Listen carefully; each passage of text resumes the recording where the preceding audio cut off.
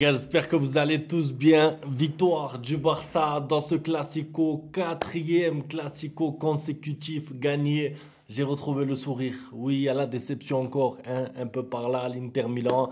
Mais ce classico m'a refait sourire. Même si, franchement, je finis le match en colère, encore. Je vais parler d'arbitrage aujourd'hui. C'est quoi ça? Encore une fois, tu mets 4 buts aujourd'hui. Tu peux en mettre 6, 7, 8, mais pas de carton rouge par-ci, pas de pénalty par-là, but refusé au Barça par-ci. Toutes les situations litigieuses, toutes les situations, pardon, à interprétation sont allées dans le même camp. Toutes les situations, il n'y en a pas une qui est allée dans le camp du Barça. À chaque fois qu'il y a un doute, on va côté Real Madrid. Et après, moi, je vois des trucs, l'arbitrage qui favorise le Barça. Il y a 4 classes d'écart aujourd'hui entre les deux équipes. Ça doit se finir minimum 7-2, 7-3. Voilà, bon, tu encaisses des buts parce que c'est le Barça, parce qu'il y a beaucoup de prises de risques et parce que aussi, hein, il y a beaucoup de buts encaissés sur les débuts de match. On va revenir sur tout ça. Juste avant de commencer, n'hésitez pas à télécharger Match en direct qui est la meilleure application pour suivre votre équipe au quotidien. C'est-à-dire que tous les jours, vous serez informé des notifications de manière instantanée. Et moi, ça me plaît beaucoup. Quand il y a par exemple un but de Lamine Yamal, vous le recevez presque avant le but.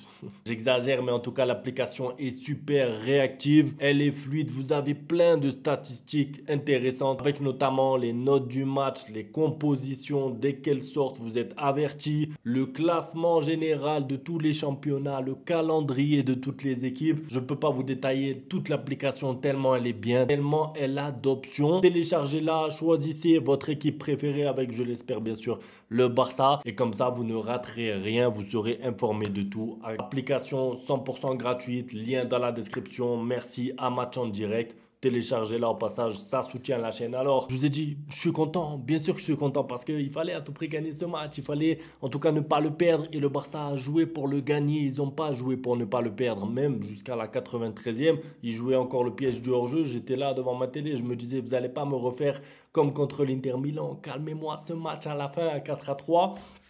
Mais l'entame de match, encore une fois, c'est-à-dire que c'est dommage quand même que ce Barça soit tellement fort et tellement faible dans les entames de match. Ça veut dire que c'est un Barça qui pourrait mettre des 5-0. Vraiment, dans plein de matchs, le Barça est supérieur de la 10e à la 90e, mais tu as ces fameux 5-10 premières minutes où tu fais une erreur, où il y a un penalty, où il y a un but, où il y a une erreur de Chesney, où il y a quelque chose. En fait, ça veut dire que contre l'Atlético déjà, c'était arrivé. Contre l'Inter Milan, c'est arrivé aussi. Là, c'est en Classico. Tu te fais mener 2-0 en 14 minutes. C'est problématique. Heureusement que le Barça a tellement de marge sur le Real Madrid. Franchement, c'est pas pour manquer de respect au Real Madrid, mais ce Classico-là, ça finit 4-3. Donc, tu as l'impression qu'il y avait match. En fait, quelqu'un qui va pas regarder le Classico et qui va voir juste le résultat va dire bon, ça devait être serré, ça s'est joué sur des détails. Non, ça s'est joué sur des détails, oui, mais sur l'arbitrage parce qu'encore une fois, c'est l'arbitre qui sauve le Real aujourd'hui parce que sinon le Barça en met 7 ou 8 et je n'exagère même pas. Ça veut dire qu'à la fin, il y a le but annulé de Fermin Lopez. Juste avant, il y a en fait, il y a tellement d'actions. Vraiment, normalement, on peut donner autant d'actions comme ça sur 3 matchs, sur 5 matchs, sur 7 ou 8 matchs. Là, c'est sur un match. Ça veut dire que Tchouaméni, dernier défenseur là-bas, soi-disant, il est trop excentré. Allez, carton jaune, il s'en sort. Ensuite, penalty flagrant, il est dans la surface, il fait une parade avec sa main. Elle est décollée du corps, oui ou non? Oui, la règle, c'est penalty. Il va voir la barre, il estime que non. Il estime qu'il n'y a pas penalty. Vous savez pourquoi? Parce que s'il donne penalty, il donne jaune aussi. C'est penalty jaune. Et Tchouaméni, il a quoi? Il a déjà un carton jaune. Ça veut dire que Tchouaméni, il ne doit pas finir le match. C'est scandaleux que Tchouaméni finisse ce match tranquillement comme si de rien n'était. Il doit prendre un rouge lors du Classico déjà en Coupe du Roi. Là, la finale, vous vous rappelez. Ça se passe, c'est pas grave. On a gagné la finale, on n'en parle plus. Et là, aujourd'hui, Tchouaméni doit prendre un rouge en première mi-temps. Il ne le prend pas. Bon, il prend carton jaune. Et en deuxième mi-temps, il doit prendre un deuxième jaune. Ça veut dire qu'en fait, dans le match, il doit être exclu 2 fois. C'est pas une fois, c'est 2 fois. On est en époque de VAR. Et moi, dans l'avant-match, quand j'ai dit il faudra se méfier de l'arbitrage, on m'a dit arrête un peu et tout. L'arbitrage, c'est à Barcelone. Donc l'arbitre n'ira pas contre vous. Quel supporter madrilène? Citez-moi là des supporters madrilènes qui vont avoir le courage de venir en commentaire et m'écrire l'arbitre a été neutre. L'arbitre a avantagé personne. L'arbitre a avantagé le Real Madrid aujourd'hui parce que sinon ils leur mettent un score historique, je vous le dis. Parce que toutes les situations qui vont dans le même sens, ça va pour un match, ça peut arriver. Hein, l'arbitre peut se tromper.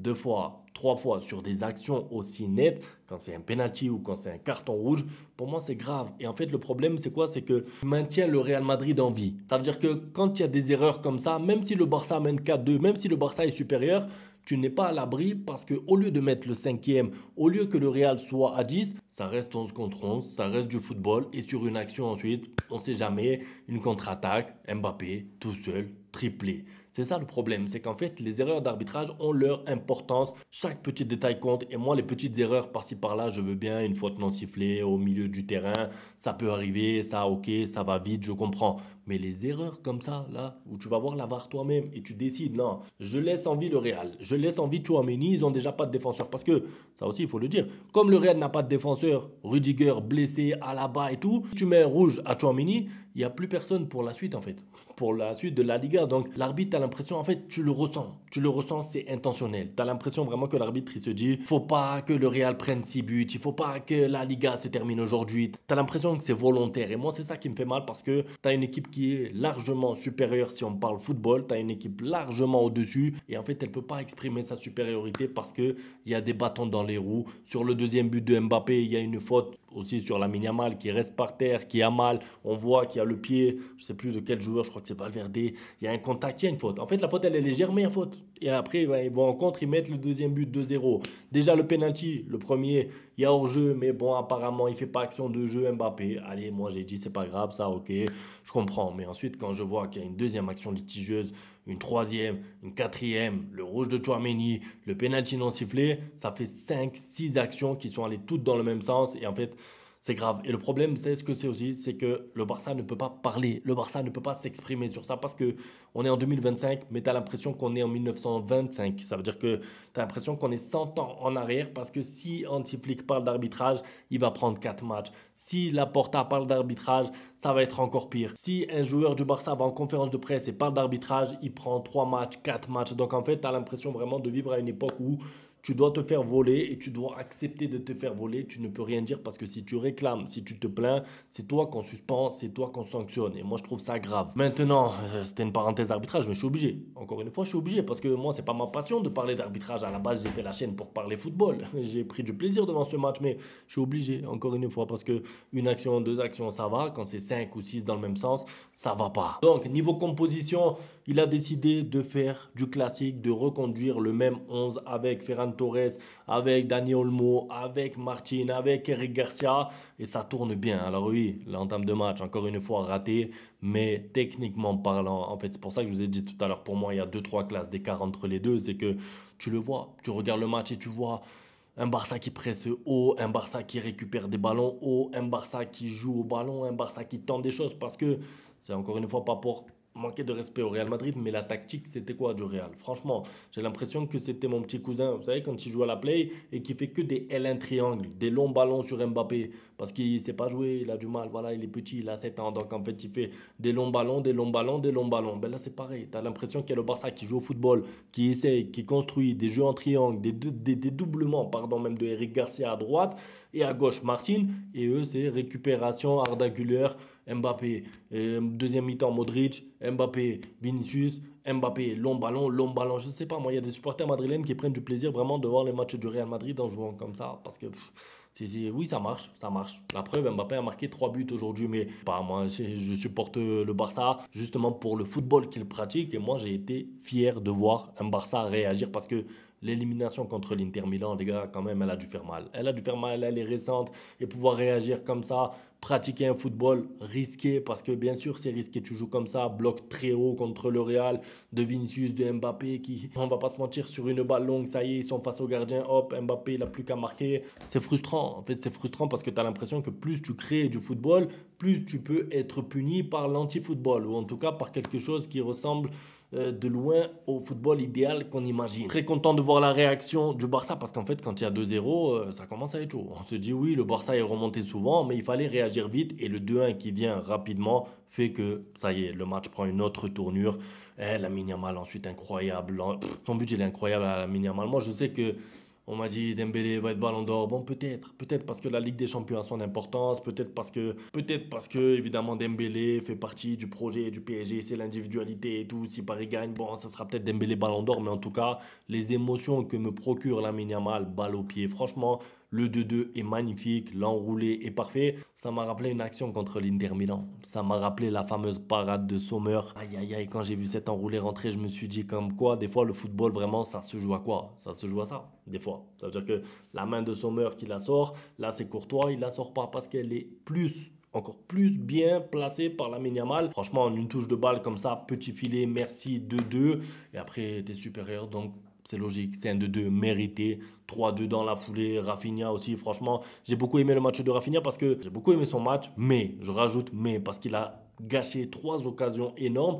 Et à chaque fois, c'est 3 passes de Lamine Yamal. 2 passes de l'extérieur incroyables. Parce que Lamine Yamal, il y a son but, mais il n'y a pas que ça. Il y a eu des dribbles, il y a des replis défensifs, il y a des passes propres, il y a des passes presque décisives, même si ça compte pas comme des passes décisives, je le sais, mais des passes incroyables pour Rafinha. Il fait une passe extérieure du pied, Rafinha tête en l'air. Ensuite, une autre pareille extérieure du pied. Là, c'est Rafinha du pied, pareil, en l'air. Il y a la dernière action aussi. Lamine Yamal, il trouve Rafinha parfait et Rafinha tente un petit piqué pied droit. C'est dommage, c'est dommage. Mais en tout cas, j'ai beaucoup aimé son match à Rafinha parce qu'encore une fois, dans l'engagement, les efforts, il est décisif encore une fois. J'ai même pas envie de reparler de Ballon d'Or et de compagnie, mais en tout cas, en termes de stats, dans les gros matchs, il a été là, il a été présent. Peut-être qu'il a eu une période moins bien aussi, c'est vrai, à un moment, là, récente d'ailleurs, mais globalement, sa saison est plus que réussie et son classico est réussi. J'ai aussi beaucoup aimé le milieu de terrain du Barça. Pourquoi? Parce que en face, j'ai envie de dire, enfin, le Real Madrid a essayé, en tout cas sur papier, de nous proposer quelque chose. Ça veut dire qu'ils ont mis du Ceballos, ils ont mis du Arda Güler, qui d'ailleurs est sorti à la mi-temps, hein. Il a raté complètement sa première mi-temps, le pauvre. Je pense que, voilà, de toute façon, il y a Ancelotti qui va s'en aller, mais je m'attendais à mieux de Arda Güler. D'ailleurs, je l'avais dit dans l'avant-match avec la vidéo sur la chaîne de l'immigré parisien, Arda Güler, danger, etc. Mais en fait, son volume de jeu, pour moi, est trop faible. Le volume de jeu de Arda Güler,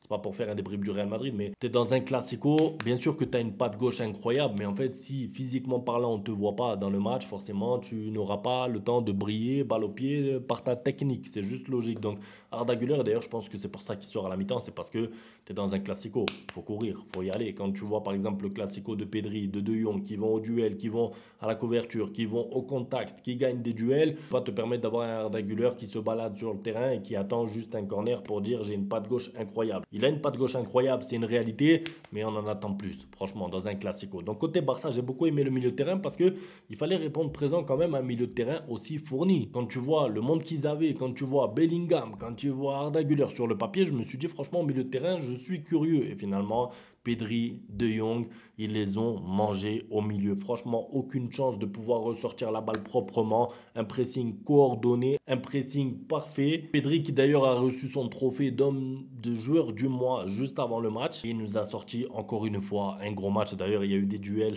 avec Bellingham que Pedri a remporté haut la main. J'ai aussi beaucoup aimé la rentrée de Fermin Lopez, mais quand je vois sa rentrée à Fermin, je me dis Dani Olmo.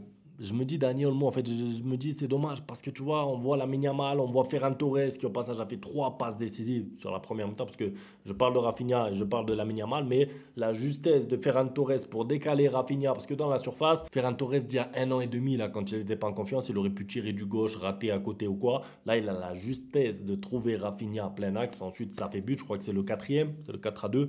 Il y a eu tellement de buts aujourd'hui que c'est voilà. Mais en tout cas, Ferran Torres incroyable. Et pour revenir sur Dani Olmo, en fait, je suis un peu déçu. Je suis un peu déçu de son match à Dani Olmo. C'est l'un des seuls côté Barça pour lesquels je suis déçu parce qu'encore une fois, j'en attends un peu plus. Voilà, tout simplement. Après, effort son ballon, irréprochable. Contre-pressing, irréprochable. Mais peut-être qu'avec la balle, j'en attendais un petit peu plus de sa part. En tout cas, c'est un Barça qui ira chercher cette Liga parce que là, ça y est, franchement, c'est plié. Il y a 7 points d'écart plus la différence du goal average particulier.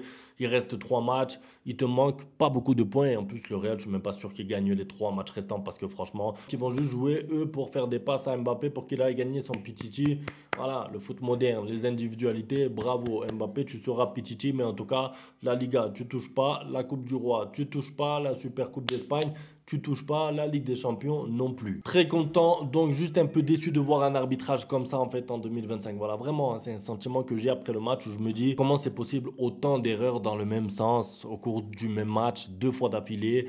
en un mois. Parce qu'il y a eu 2 classicos là. Presque le Barça fait un match nul. Presque le Barça perd la finale de la Coupe. Et aujourd'hui, presque le Barça ne gagne pas ce match. Parce que l'arbitre. En fait, ça veut dire que c'est même pas. Je peux pas dire c'est parce que Martin, c'est parce que Araujo, il a même pas joué d'ailleurs aujourd'hui. C'est parce que Tiesny. Non, si le Barça n'aurait pas pris les 3 points aujourd'hui, ça aurait été parce que l'arbitre. Et après, quand on le dit, si jamais ça a lieu, c'est une excuse, c'est une excuse, c'est une excuse. C'est pas une excuse, c'est véridique parce que le penalty non sifflé, c'est un scandale. Et ensuite, il y a une action pour Madrid, ils ont failli marquer le 4-4. Je crois que c'est le jeune joueur du Real. Donc, pour vous dire en fait l'importance qu'a l'arbitrage dans un match comme ça, des fois tu peux être supérieur et finalement, voilà, tu siffles une faute, tu siffles pas une faute, ça change tout. C'est tout pour la vidéo en tout cas, c'était un plaisir de la faire. On se retrouve demain pour revenir à froid sur tout ça. Merci à tous. Ciao.